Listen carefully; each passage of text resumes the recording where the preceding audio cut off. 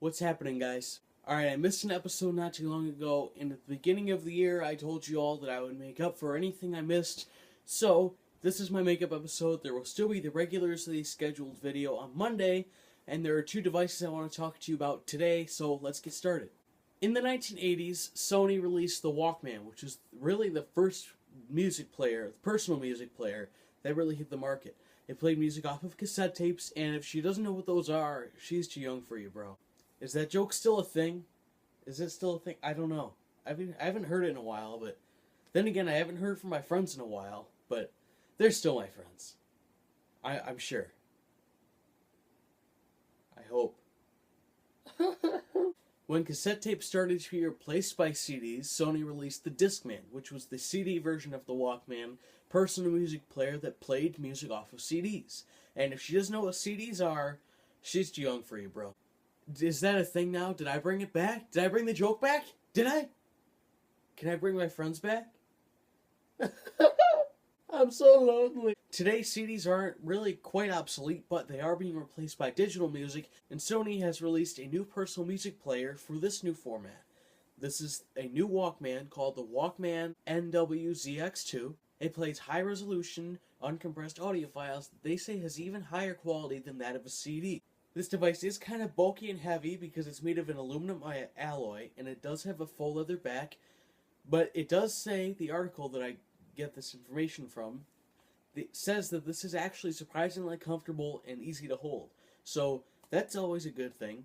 Now before you go and run out and buy this new personal music player, I should probably tell you that it costs $1,200. What the hell? Why did they price it at $1,200? Who's gonna go spend $1,200 on a personal music player? There are Ultrabooks that are less than $1,200. Really nice Ultrabooks.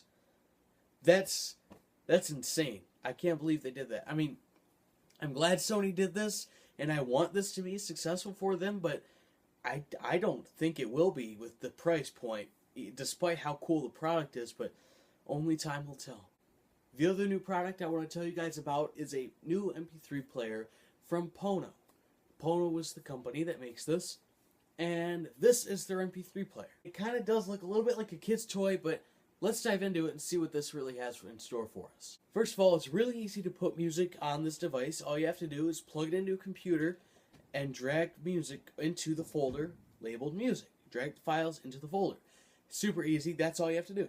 Super easy. The reason this is possible is because this runs Android, and it runs Android 2.3, which I was very surprised it was such an old version, but hey, whatever works, right? It has a 2.5-inch touchscreen, which is also accompanied by 3 hardware buttons.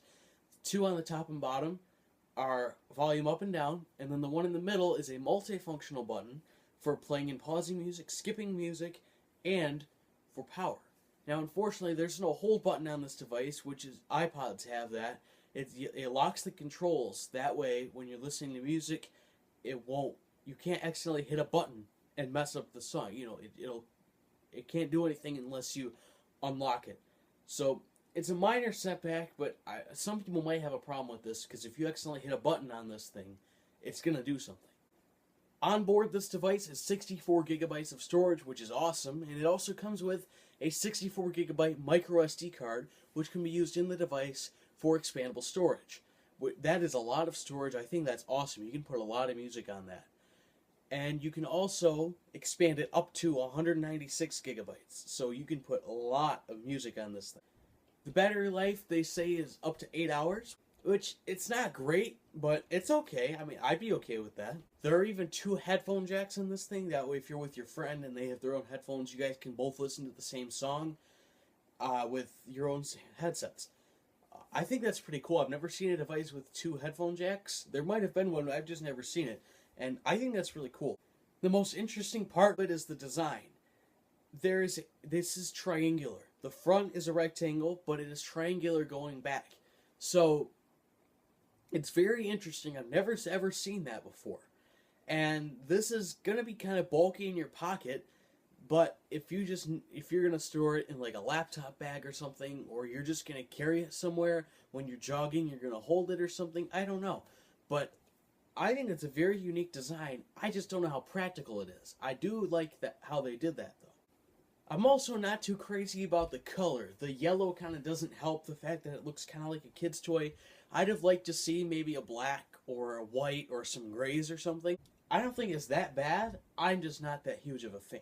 Now this new player is only $400, which is a lot more reasonable than $1,200 for the new Walkman. I think this could actually be a success. The thing has real potential. If they just made it not quite as thick and a little bit cheaper in the next generation, if we see next generation next year, I think this could be a real success because there's a lot of people that don't have enough room on their phones to store all their music. And if they have a music player with 196 gigabytes of storage, that is quite a bit. And you can put a lot of music on there. Alright guys, that's my time. The articles that I got the information from on both of the devices are linked in the description below, as well as my Facebook, Twitter, and my website, so check those out if you're interested. But anyway guys, I'm Joe Green. I will see you in a few days on Monday with a Loot Crate unboxing.